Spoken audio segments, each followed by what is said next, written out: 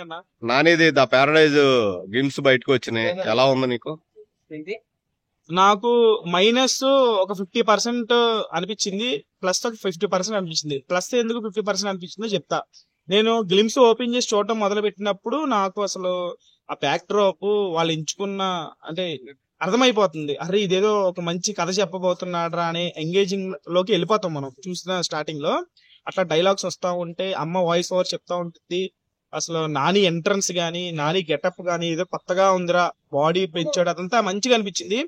ఎప్పుడైతే ఆ లంజా గొడుగు అని చెప్పేసి ఒక ఎలివేషన్ వస్తుందో అక్కడికి వచ్చినప్పుడు అప్పుడు వరకు ఒక మంచి హైలో ఉన్నా, ఆ పదం వినంగానే బేసిక్లీ అదొక అమ్మని ఆడదాన్ని అంటే మనం తట్టుకోలేం, ఇండియన్స్ Feel. బేసిక్ గా తట్టుకోలేరు. ఫీల్ సో కనెక్ట్ అవ్వాలి. ఖచ్చితంగా అక్కడ అక్కడ ఎవడైనా సరే కొంచెం గుచ్చుకున్నట్టు అనిపిస్తుంది.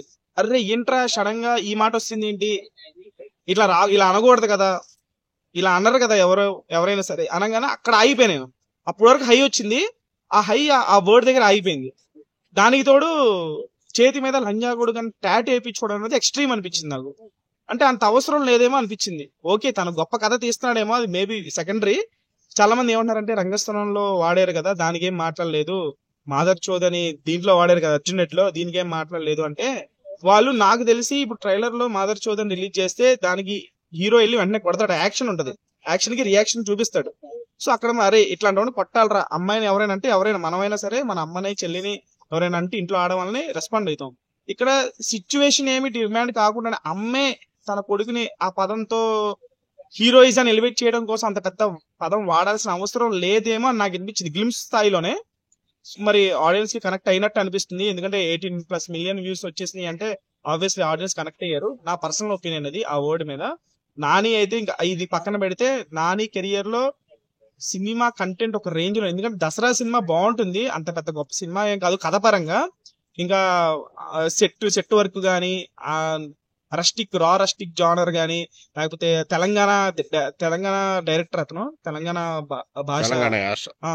సో అతను ఆ లాంగ్వేజ్ ని బాగా యూజ్ చేసుకున్నాడు. సో ఆ తెలంగాణ తాలూకు కల్చర్ కనిపించింది నాకు దసరాలో.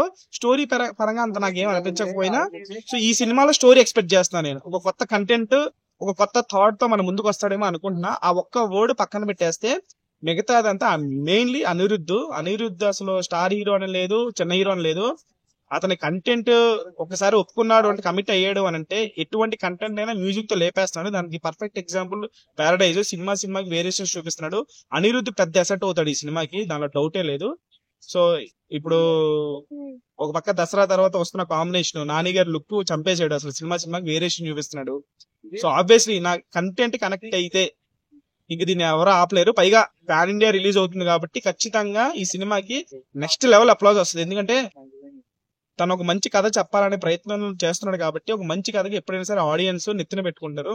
సో నెక్స్ట్ బిగ్ థింగ్ అవబోతుంది. ఒక తెలుగు నుంచి ఒక హనుమాన్ ఎలా అయితే ఒక ఎటువంటి ఎక్స్పెక్టేషన్స్ లేకుండా అంత పెద్ద హిట్ అయిందో, సో ఈ సినిమా కూడా నాని కెరియర్ లో పాన్ ఇండియా కంటెంట్ గా ఖచ్చితంగా నాకు తెలిసి ఒక 500 కోట్లు కలెక్ట్ చేసే అవకాశాలు అయితే చాలా గట్టిగా ఉన్నాయి. ఇప్పుడు గ్లిమ్స్ తోనే మంచి రెస్పాన్స్ వచ్చింది కాబట్టి రేపు టీజర్, ట్రైలర్, సాంగ్స్ ఇవన్నీ వచ్చిన తర్వాత ఇంకా పీక్ వెళ్ళిపోద్ది ఈజీగా. ఒక 500 కోట్లు అయితే కంటెంట్ కనెక్ట్ అయితే 500 కోట్లు ఈజీగా వస్తుంది, దాంట్లో సందేహం లేదు. నాని గారి కెరియర్ లో ఇది ఒక బిగ్గెస్ట్ మూవీ అవుతుంది కంటెంట్ కనెక్ట్ అయ్యింది.